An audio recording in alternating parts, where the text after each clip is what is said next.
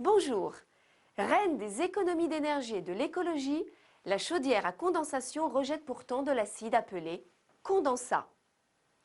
En effet, lors de la combustion, la chaudière produit de la vapeur d'eau, du CO2, voire du dioxyde de soufre. Lors de la condensation, la vapeur d'eau se combine au gaz de combustion et refroidit sous forme de gouttelettes d'acide. Tout au long de l'année, une chaudière moyenne produit ainsi 7000 litres de condensat acide. Non seulement l'environnement n'y résiste pas, mais les canalisations en fonte ou en béton non plus.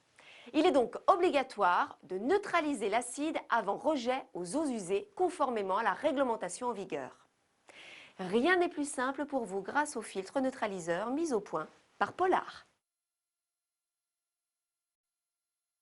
À chaque configuration, fuel ou gaz, sol ou mural correspond à un neutraliseur adapté et rapide à installer.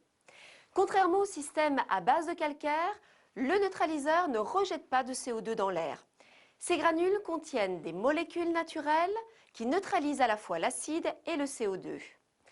Pour les chaudières fuel, un filtre de charbon actif complète les granules pour neutraliser les résidus de la combustion du fuel.